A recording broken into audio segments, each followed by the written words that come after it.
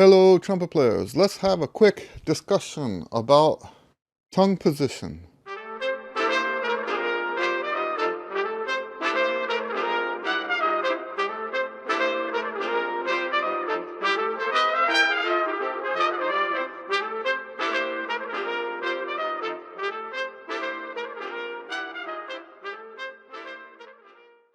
I want to thank Tony for requesting this video, and he's got a couple others that he's requested, and I'm looking forward to doing those too.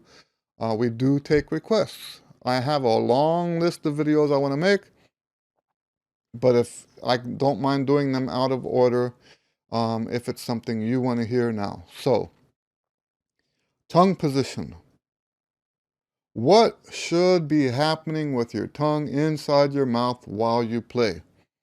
I believe this is one of the most complicated things for us to talk about.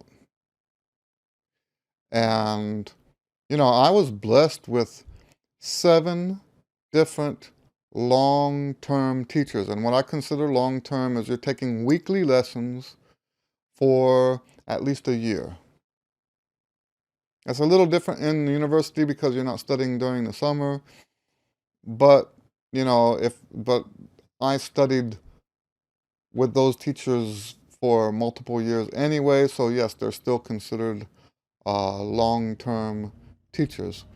And what makes my education, I think, a little unique is that my teachers, starting from the very beginning, and I'm talking about my trumpet teachers, and it's sort of the same way with my band directors and all that too, because all for the same reason. My dad was in the military. We lived here, we lived there, we lived all over the place, right? So, geographically, my teachers were obviously from all over the world, all over the country, and they each had culturally, and maybe that's why I have this thing about the cultural stuff, because I see it so clearly, having come from a background where you're moving all these different places. So culturally, this teacher teaches different from this teacher, teaches different from that teacher. They all taught very differently from each other. Some of them not as differently, but when you look at the spectrum, it's like from here to there, and I had every teacher along the way, right? And what does that have to do with tongue position? It has everything to do with it, because each one of those teachers had a different concept of what should be happening inside your mouth. And where does that put you in the end? Well, let me tell you this. Let me start by saying, you might have heard me say before that whatever your air is, that's what your music is. Okay? If you have timid air, you've got timid music. If you've got powerful air, you have powerful music. If you have beautiful air, you've got beautiful music. Well, in the same way, whatever you do with your tongue, that is the style of your music. I remember my very first master class I ever went to, and I say went to, there were master classes when I was in junior high when they came to the school, but the first one I ever went to was Clark Terry. Clark Terry was giving a concert at the University of New Mexico, and no, New Mexico State University, NMSU. And we drove over there, me and my teacher at that time, one of the 7, and there was a master class. We didn't call them master classes back then, but that's what we call it today. I actually don't agree with that term for those things, but just to keep from having to clarify, yeah, I went to the master class, and one of the things Clark Terry said was that you use your mouth to shape each individual note. Now that's jazz, right? And definitely We want to use in jazz, we're using our mouth just the way that he's talking about. That's one of the reasons why I love this horn so much, is because I can do that kind of shape stuff with my mouth, and it actually comes out of the horn. Some horns don't do that as well, right? So, but see, jazz in that regard is entirely different from classical. Jazz is entirely different from classical. In classical, we want metered and uniform and everything the same until it's not supposed to be, right?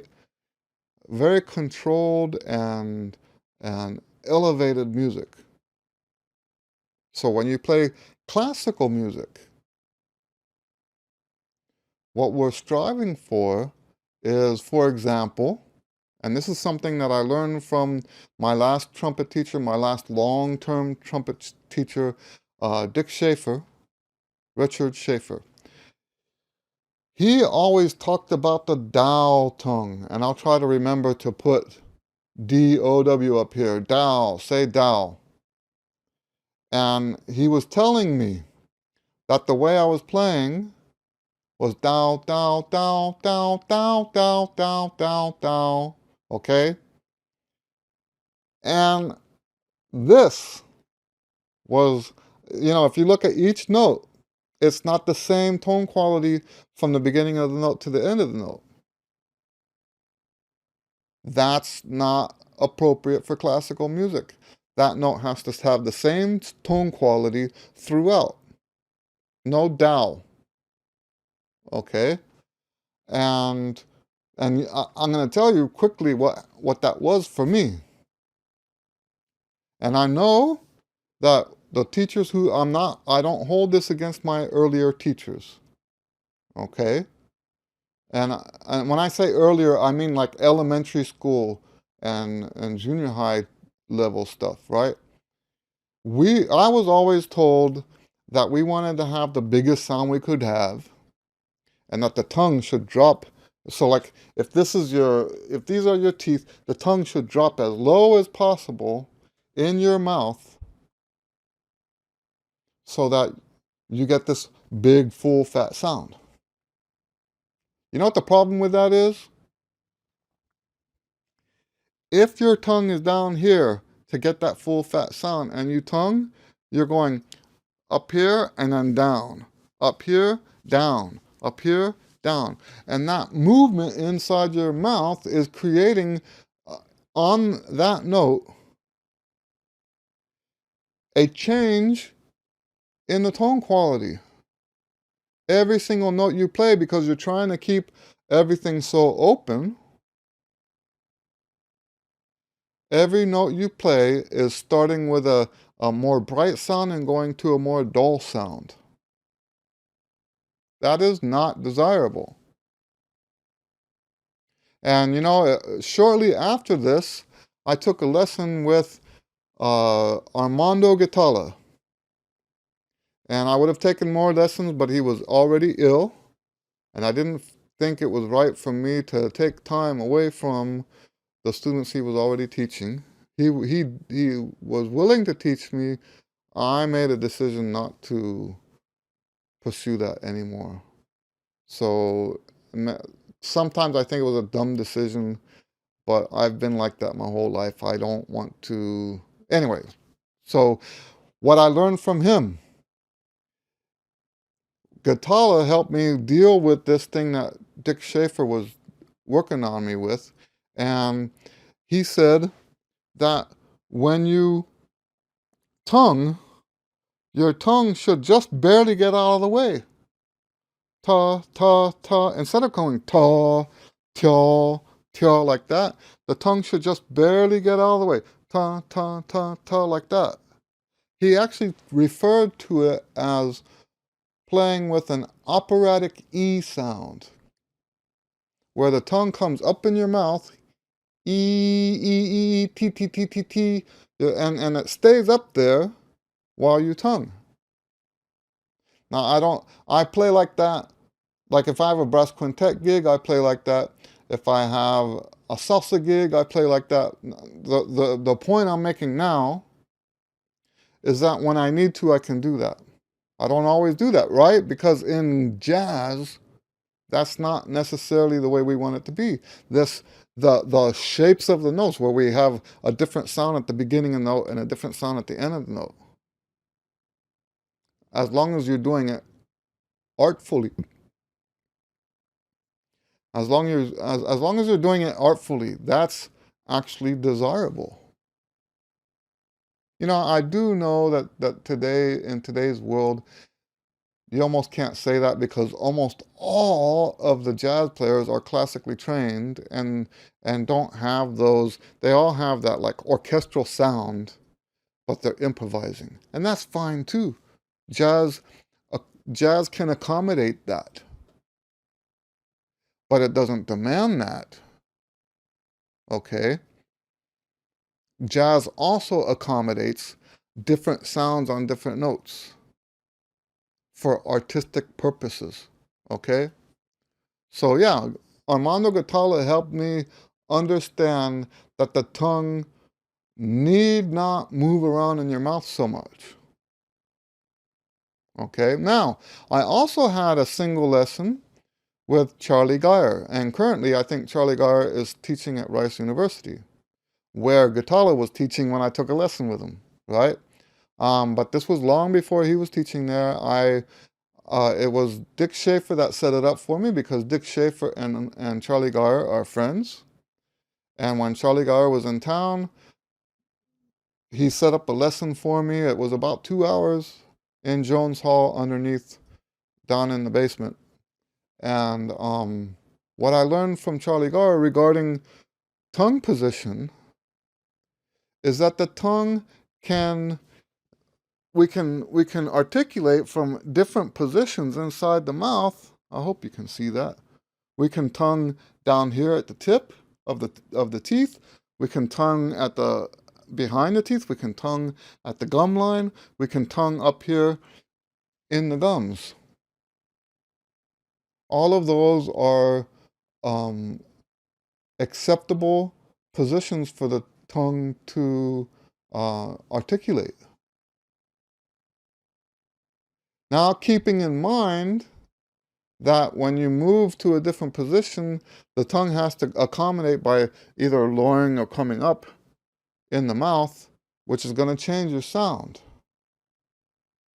But as long as you hold it steady in that position, it is now appropriate for classical music, right? So, and he even asked me, he had me tongue notes, da da da da da da da, and move the tongue forward, and then do it again and move the tongue back. And that was like eye-opening, you know? That was a big deal. And, you know, after that, I learned about anchor tonguing. Anchor tonguing is when you put the tip of your tongue behind your bottom teeth, and then you tongue with the middle of your tongue, ta ta ta ta ta, like that.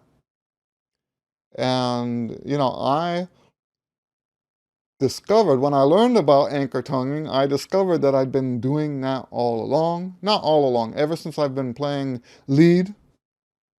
I almost always, if it's depending on the, you know, like not in a big band, like a dance band, I don't do that.